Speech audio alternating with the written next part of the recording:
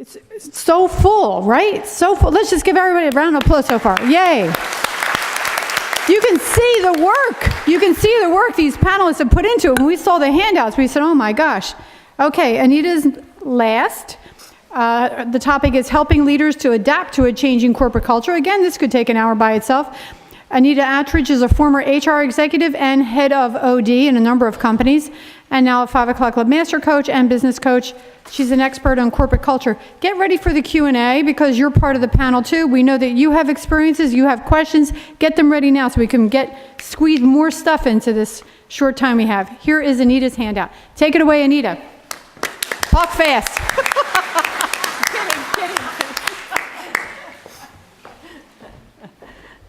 Thank you, Kate. In an increasingly competitive marketplace, today's leaders must manage multiple generations, each with different sets of values and expectations, achieve results with minimum headcount and budget, manage continuous change both within the company and outside of the company, and equally important, manage effectively within the organization's culture. Corporate culture is like an iceberg. It is both visible parts and invisible parts, and it can be a bit treacherous. The tip of the iceberg is what we talk about: the processes, the strategies, the organization charts. The large hidden part of the iceberg is rarely discussed. It defines how a leader needs to work in this particular organization. Usually, it's left up to the leaders to find this out for themselves. Think about when you joined your current company. How easy was it for you to understand what was expected of you in this job? Gary, who was a savvy marketing leader, was very excited when he joined his new company as director of marketing. His first objective was to meet with the senior leaders to hear their feedback about how the new marketing strategies were working. As Gary had always done, he informed his manager when he was ready to meet with each of the senior leaders. Gary was very surprised when he received an email from his manager asking why he kept sending him emails about when he was going to meet with people. Why didn't he just meet with them? In Gary's previous company, it was very hierarchical. No one could meet with a senior leader without letting their managers know. What Gary learned was this was a very different culture. As leaders join the organization and move within the organization, their ability to adapt to the organization culture may mean the difference between success and failure. For leaders, there are 3 major events when they need to be aware of the organization's culture: when they're joining the organization, when they're transitioning to another location or to another functional area, and when they're moving to a new management level. Moving into any new company or organization is like moving to a foreign country. There are new customs to be learned. There's unspoken rules to be followed. And there's often a new language called acronyms. How a leader achieves success in one company may not be the way that she can achieve success in another company. The more the leader learned about the culture during the interview process, the easier it will be for him to determine how he may need to do things differently to fit in. Judy was the financial director and was recognized for her financial astuteness. She was hired to improve the financial processes in her new company. Judy and her team identified some process improvements that could be implemented relatively quickly. Since she thought these were relatively small changes, and that they would improve 2 of the financial processes right away, she was eager to share them with her peers. When she presented her recommendations at the staff meeting, they were not well received. The team members expected people in their organizations to be involved in any change regarding the financial processes. Even though the benefits were clear, they wanted more data and wanted more involvement from people in their organizations before agreeing to the changes. During a meeting with her executive coach, Judy described the situation at the meeting. They agreed that Judy's new organization was a consensus-driven organization. Her coach helped her to see that she would need to do things very differently in this organization. She no longer had the autonomy she once had. Now, she needed to engage her peers and people in their organization early on in the planning process for any process change. Moving from a company where a manager has a great deal of autonomy and latitude to a company that is consensus-driven is a huge cultural shift, regardless of how skilled the leader is. The more explicit an organization is about their expectations in their culture, the easier it is for leaders to assimilate into the organization. To learn about the organization culture, we coach leaders on building relationships, observing how work is accomplished, and asking questions. We'll be sending you the information, which is our circles of influence, which is really developed into 3 different segments, with circles in each segment. These are the same segments that are used when doing 360 feedback. So we start with who are the people that are more senior to the leader that they need to be meeting with? Their boss, and who else? Who are the other key people? At the middle level, we talk about the peers. Who in their peer level should they be meeting with? And we always include the need to include in this the HR professional and the finance person. At the third level, it's the people that the person needs to be meeting with that are lower in the organization.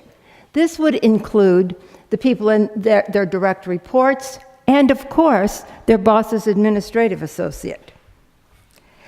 At the initial meeting with each of these people, the leader is coached to ask questions about the organization. What's the organizational culture like? What's it like to work in this organization? This increases the leader's knowledge of how things are done in this particular organization. When Sam joined a pharmaceutical company as a vice president of a U.S. division, he asked for a coach, since his transition at his previous company had not gone particularly well.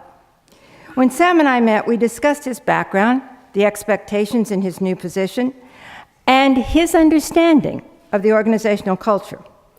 We used the circles of influence chart to identify the people with whom he would be building relationships. After he completed the initial meetings with these people, we discussed his key learnings about the culture. Among the things that he learned about the culture was that he would need to work very closely with several of the cross-functional teams and able to accomplish his goals. As Sam said, I would not have realized how much influence the cross-functional teams would have on my organization if I hadn't asked questions about the organizational culture.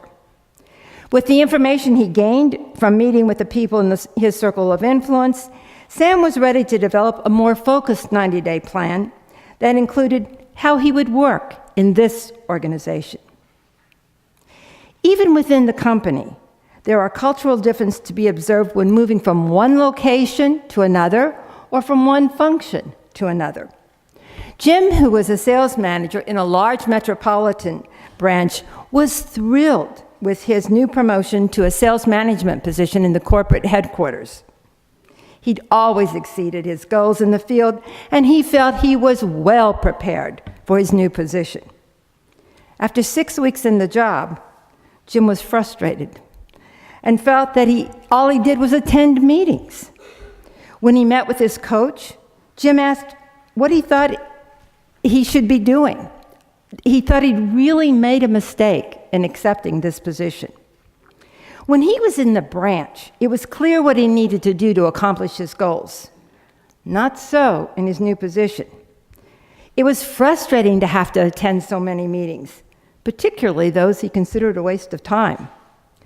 He and his coach agreed that he would begin meeting with his peers and other key people at that level to discuss the headquarters culture.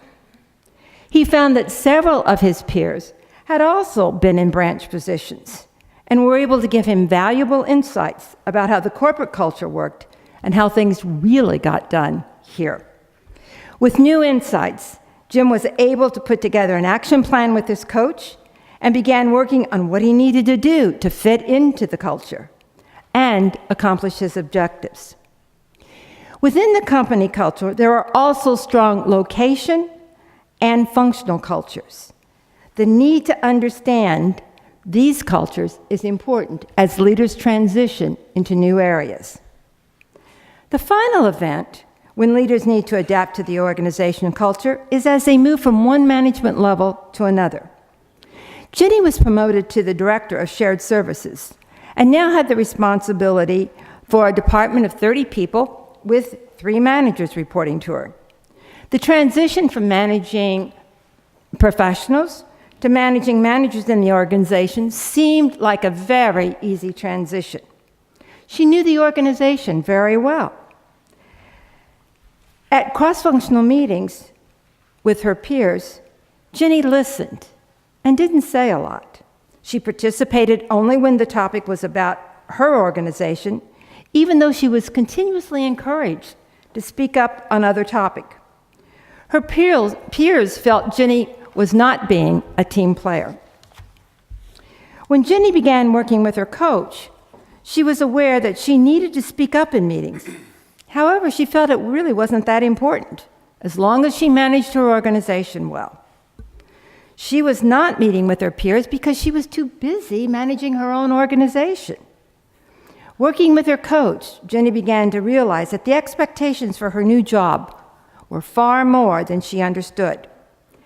As the director, she was expected to be working closely with her peers, since there needed to be a close alignment between their organizations. This would be particularly important as she began to develop strategies for how to continuously improve the services provided and to adapt to the changing organization needs. Once Jenny understood the new expectations, she worked with her coach to develop a plan that would increase her participation in functional meetings, develop relationships with her peers, and learn more about their organizations. As a manager of manager, Jenny thought her only need was to focus on her own organization. The expectation at her new level, however, was that she would contribute to the overall department strategy and not just focus on her own organization. As leaders move into a new management level, they often are not aware of the new cultural expectations at their new level. The leadership activities change, and so the leaders really need to determine what they need to do differently. What do they need to continue doing in this new leadership position? What should they stop doing and start delegating to others in their organization to do? And what should they start doing to really fulfill their new leadership role?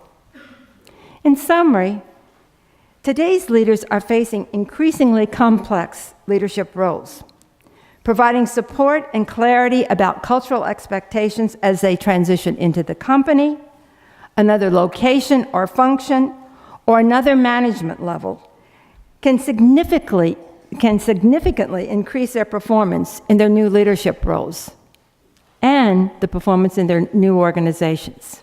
Thank you.